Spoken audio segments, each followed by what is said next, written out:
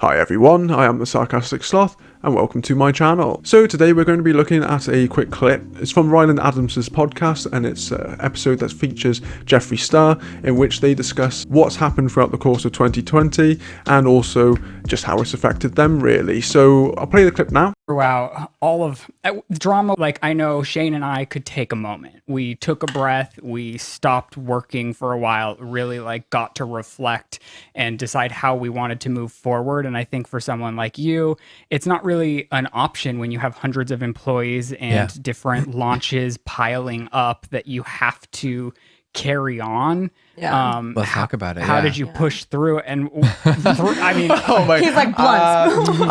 I went on a 30-day medical leave and I came back. No, it was, it's crazy because you don't just get to, I couldn't just turn off my brand and walk away. Not that I ever wanted to do that, but I think when everything happened this summer, it was just all so crazy. It was just a lot. It was so mentally draining and crazy, and it was traumatic, right? So I was inspired by all the people on my team that wanted to, I think without them, I don't know where I'd be right now, right? Yeah. But my entire staff and team really came behind me, and they're like, they were showing their love and how they really believed in me.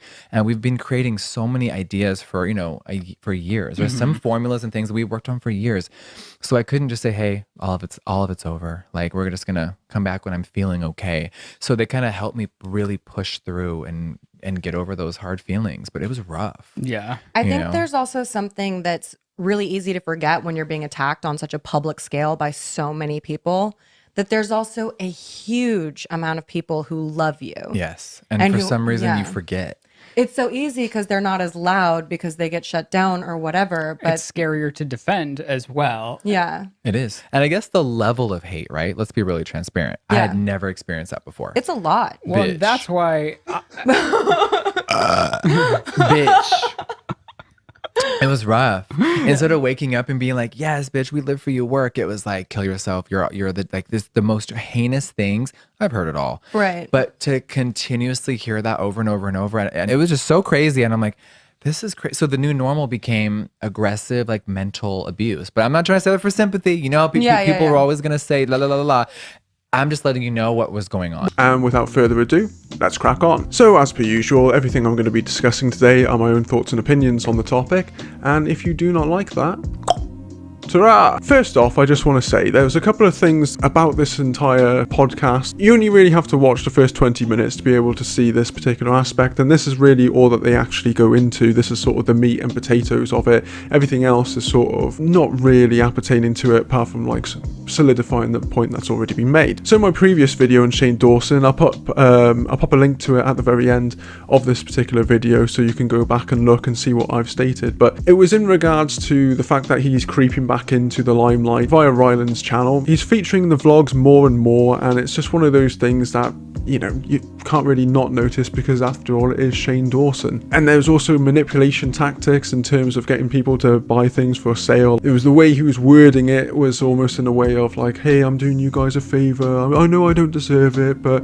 if you want to, then buy my stuff. That's pretty much how it's summed up. I do go into it a bit more depth, but like I said, you can have a little look at that on the video at the very end of this video. It's interesting to me that after that, and very not long after that, maybe a week or two, we're seeing Jeffree Star on Ryland's podcast. That's very interesting to me. They talk about the fact that he can't actually, it's not like he could shut down and, hide away from the world in much the same way that Ryland and Shane has. You could probably say that actually has worked out much better for him, in the sense that he just gets to move on and carry on. The thing that I'm going to disagree with pretty heavily on in this particular clip is the fact that Jeffree Star is sort of making out the hate, because it's always referred to as hate. It's never constructive criticism, it's the hate. Yes, there's always going to be people who take it too far and say the whole, actually just being horrible and abusing them, but a hell of a lot of it was just criticism for the things that he had done. And he brought out that apology. Again, I've done a video on that apology too, if you want to check that out on my channel, and what I thought of that. But it wasn't a real apology. It was very robotic in nature. Well, it wasn't a satisfactory apology in my eyes. guys. For me and what I was looking for from that apology, or any apology for that matter, it was very robotic, it was very rehearsed, and at the end of it, it had an advert for, at that point, his upcoming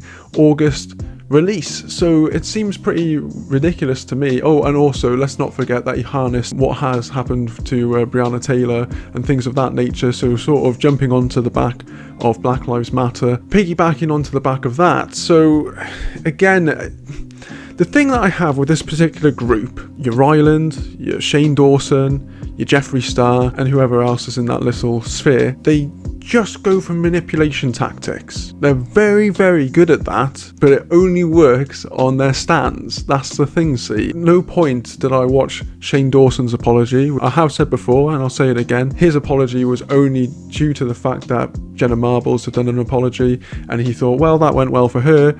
I'm a successful YouTuber on the same level as her, so I will do the exact same thing, and hopefully it will work out for me. But here's the thing, man. With a lot of what happened to Jenna Marbles, and where it differed is there wasn't like a mean streak to it. It was more a case of, in my view anyway, stupidity. But I'll be honest, I've never done a deep dive on Jenna Marbles. Maybe I will do that at some point and have a look and see how true that apology actually rang.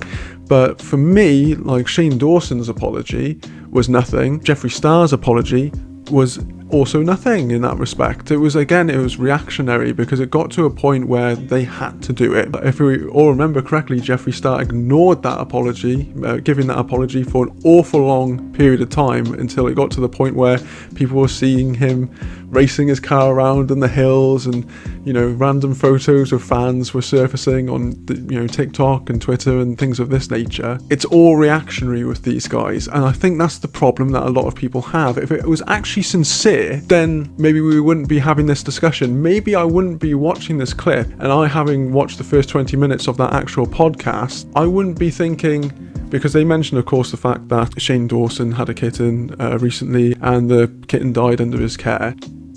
I'm not going to cast aspersions on that. It's not something I've looked into, and it's not something that really interests me in that particular way. But Jeffree Star also this year has had a couple of his pet dogs, die too. And this is the cynic in me. This is sort of what's been brought about from what I'm viewing and what I'm seeing. And I really don't like the fact that I have to think this way.